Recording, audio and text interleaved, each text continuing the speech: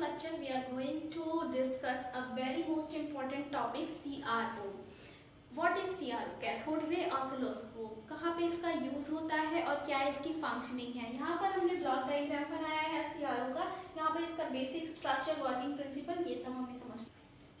Basically, the CRO is very useful to display, measure and analyze various type of waveforms and other phenomena of electronic and electrical circuits. Means जो electrical और electronic circuits हैं उसमें different types के waveforms को बनाना, form करना, इनकी formation like sinusoidal waveform, rectangular waveform, star tooth waveform, each and every waveforms को बनाना means इनको मेजर करना, डिस्प्ले करना और फर्दर एनालिसिस करना, ये सारी वर्किंग जो होती है वो हम CRO के थ्रू परफॉर्म कर सकते हैं.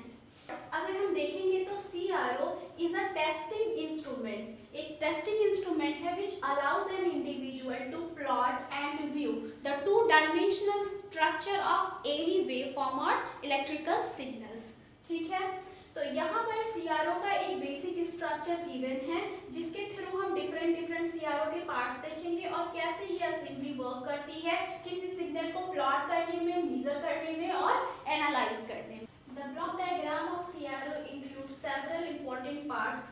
इन important parts की हेल्प से ही CRO फंक्शन करता है और एक appropriate waveform देता है जिसे हम further measure and analyze कर सकते हैं. सिग्नल प्रोसेसिंग इसके ऊपर परफॉर्म की जा सकती है.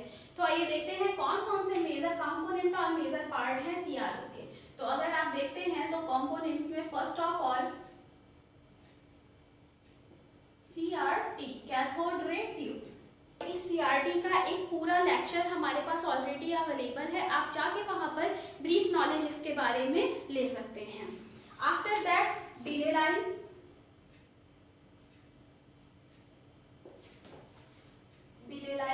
After that vertical amplifier,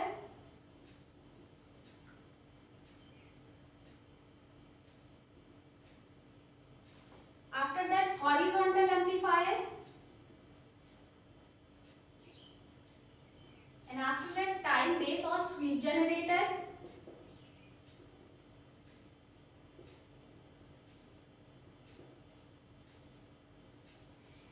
and after that trigger circuit,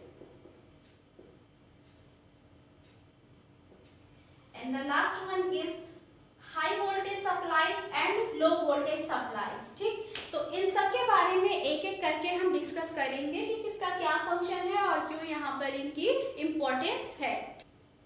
सबसे पहले हम देखते हैं CRT, कैथोड रे ट्यूब. जैसा कि हमने देखा है कि ये CRT एक क्या होती है, वैक्यूम ट्यूब होती है जिसके अंदर हमारा अरेंजमेंट होता है कि इलेक्ट्रॉन जो जनरेट हो रहे हैं, इलेक्ट्रॉन्स को जनरेट करना थ्रू इलेक्ट्रॉन गन और आफ्टर दैट इसको एक सीक्वेंस में फोकस करना सो दैट कि हमें इस फॉस्फर स्क्रीन पे एक अच्छा स्पॉट मिल सके. ठीक है, तो बेसिकली क्या होता है अगर हम देखेंगे तो इस CRT में एक इलेक्ट्रॉन गन होती है, that is the combination of heater, cathode and grid. जब इलेक्ट्रिकल सिग्नल यहाँ से वोल्टेज अप्लाई करते हैं तो वो वोल्टेज अप्लाई करने पर जो हीटर होता है, हीटर हीट अप हो जाता है और हीटर के ऊपर जो बेरियम ऑक्साइड की कैथोड लगी होती है वो कैथोड क्या करती है, इलेक्ट्रॉन डिफरेंट डायरेक्शंस में एमिट करने लगती है. तो ये रैंडम मूवमेंट जो होता है जिसे निकेल की ग्रिड के थ्रू एक डायरेक्शन में क्या किया जाता है, इंपोज किया जाता है, जिसे फर्दर क्या करते हैं, जो वर्टिकल प्लेट होती है उसके थ्रू एडजस्ट करते हैं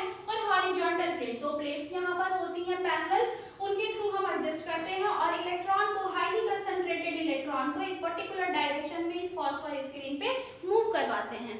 हमने लास्ट लेक्चर में ये भी देखा है कि जो भी हमारे इलेक्ट्रॉन्स हैं उनको अप, डाउन, लेफ्ट, राइट किस डायरेक्शन में हमें मूव करवाना है, ये कैसे फिनोमिना हम इसको देखते हैं, करते हैं. ठीक है, तो ये हमारा बेसिकली क्या है, इलेक्ट्रॉन एमिट करने के लिए इलेक्ट्रॉन गन है और that is the most important part of cathode ray oscilloscope. तो ये हमारा basically CRT. Next important thing is that the phosphor screen.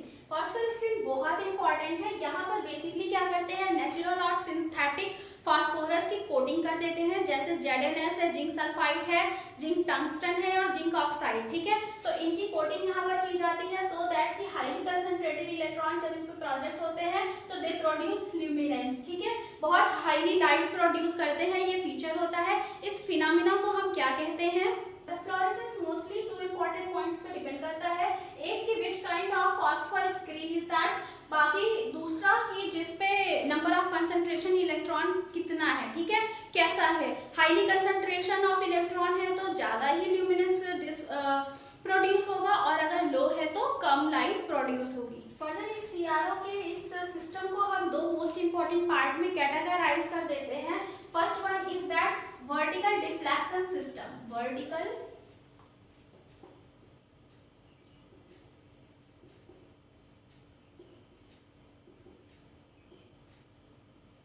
system and second one is horizontal deflection system.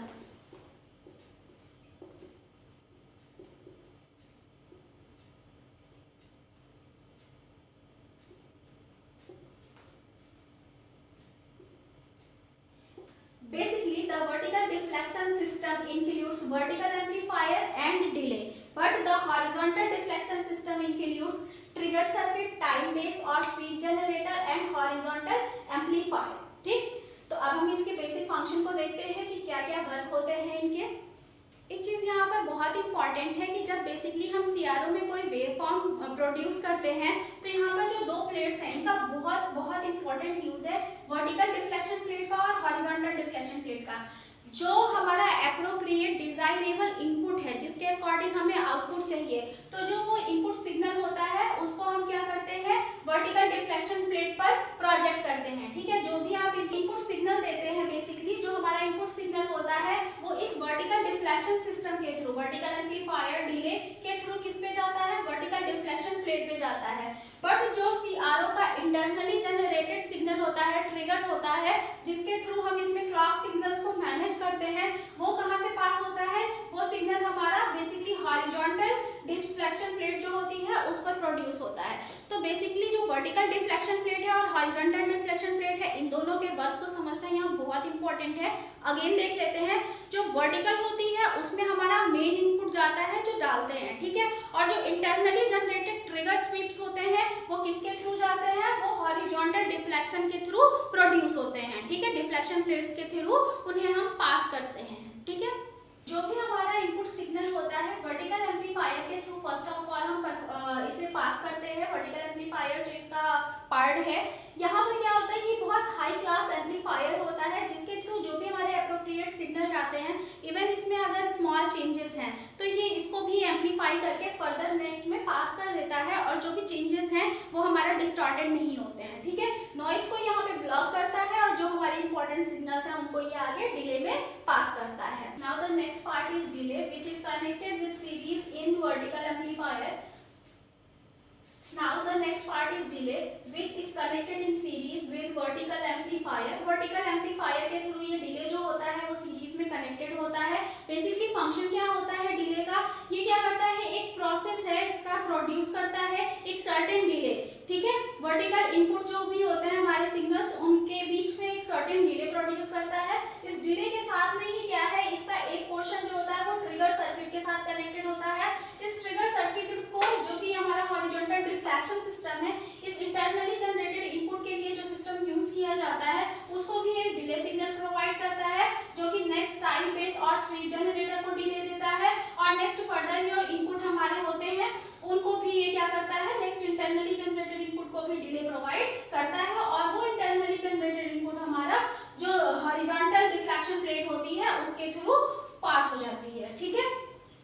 Next one is trigger circuit. Basically it works as a input signal waveform which is to be absorbed and internally generated input waveform, ठीक। तो जो अब्जॉर्बेशन के लिए हमने input signal रखे हैं उसको vertical amplifier के थ्रू डिले से पास करके वर्टिकल डिफ्लेक्शन प्लेट पे पास करते हैं और जो इंटरनली जनरेटेड हमारे सिग्नल्स होते हैं इनपुट सिग्नल्स रेफरेंस के लिए, उन सिग्नल्स को हम क्या करते हैं, हॉरिजॉन्टल डिफ्लेक्शन प्लेट पे पास करते हैं। इन दोनों इनपुट सिग्नल्स के बीच में जो इंटरनली जनरेटेड है और externally which is to be observed, तो ये हमारा जो होता है इन दोनों के बीच में एक लिंक का काम करता है ट्रिगर सर्किट, ठीक है।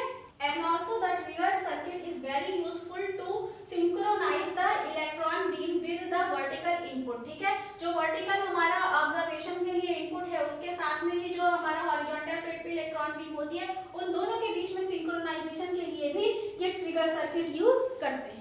Next part is time based generator. Time based generator is also known as speed generator और शॉटूथ जनरेटर।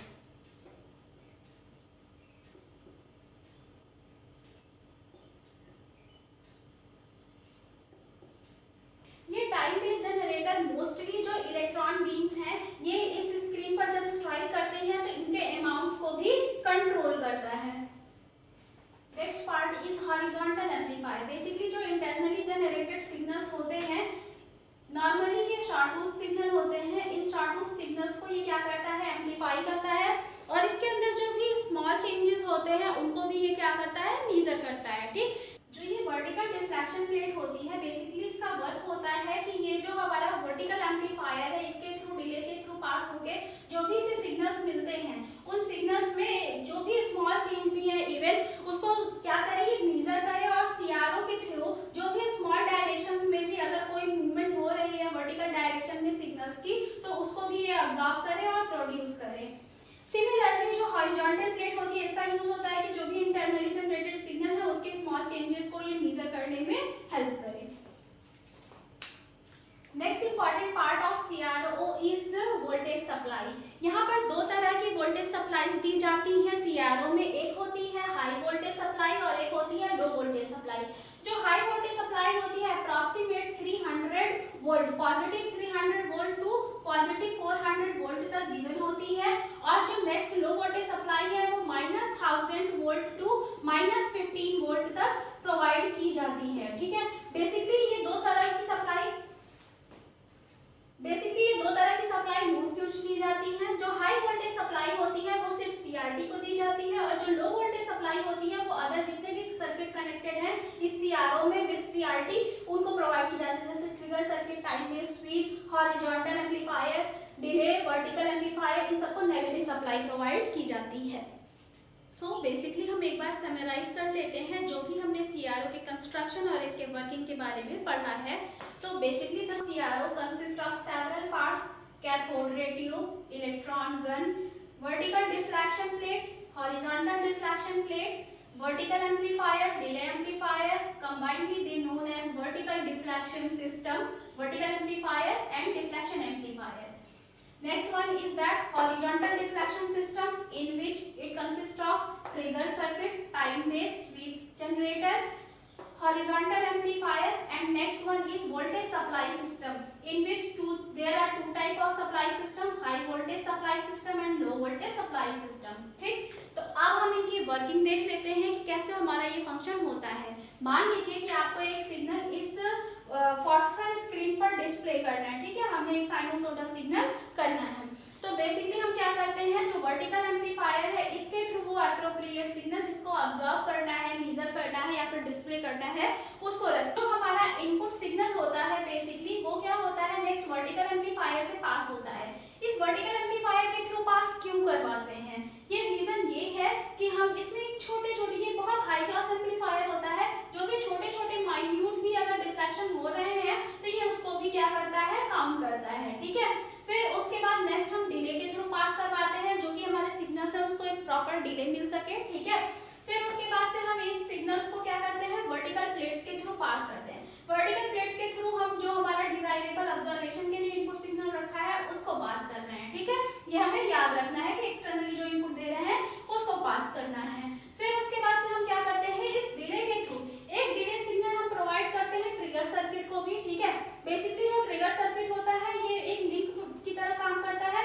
वर्टिकल एम्पलीफायर के थ्रू जो इनपुट सिग्नल जा रहा है जिसको ऑब्जर्व करना है उस सिग्नल और बेसिकली जो इंटरनली जनरेटेड सिग्नल होता है उस। ठीक है, अब ये इंटरनली जनरेटेड सिग्नल क्या होता है, आप एक साइनोसॉइडल सिग्नल जनरेट करने जा रहे हैं, इसमें एक प्रॉपर टाइम चाहिए। ठीक है, ट्रिगर चाहिए, तो उसके लिए हम क्या करते हैं, एक सॉटूथ सिग्नल जनरेट करते हैं। इस सॉटूथ सिग्नल के टाइम के अकॉर्डिंग ही एप्रोप्रिएट सिग्नल जो हमारा होता है वो आगे मूव करता है। ठीक है, तो जो ट्रिगर सर्किट होता है बेसिकली ये एक लिंक है किसके, इनपुट सिग्नल के बीच में और जो इंटरनली जनरेटेड इनपुट सिग्नल है उसके बीच में। ठीक है, next one is time based signal और स्वीप जनरेटर। ये क्या करता है, यही इंटरनल सिग्नल जनरेट करता है, शॉर्टूथ के फॉर्म में सिग्नल्स को आगे फॉरवर्ड करता है, जनरेट करता है।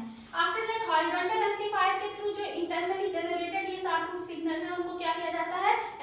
एम्पलीफाई किया जाता है, हाईली एम्पलीफाई किया जाता है। फिर इन सिग्नल्स को फर्दर क्या करते हैं, हॉरिजॉन्टल प्लेट पे ही डिस्प्ले कर देते हैं। जैसे इसके थ्रू जो भी सिग्नल एक्सटर्नल आते हैं वो वर्टिकल प्लेट पे जाते हैं और इंटरनल सिग्नल्स जो होते हैं वो हॉरिजॉन्टल प्लेट पे आ जाते हैं, ठीक है। उसके बाद से यहाँ पे क्या होता है, नेक्स्ट जो भी हमारी इलेक्ट्रॉन बीम होती है, जो भी प्रोड्यूस हो रही है, उस अकॉर्डिंग भी इलेक्ट्रॉन बीम को कौन कंट्रोल करता है, टाइम बेस और स्पीड जनरेटर ही कंट्रोल करता है, ठीक है। सो आई होप कि आपको CRO का बेसिक स्ट्रक्चर जो है वो समझ में आया होगा और वर्किंग प्रिंसिपल भी समझ में आया होगा।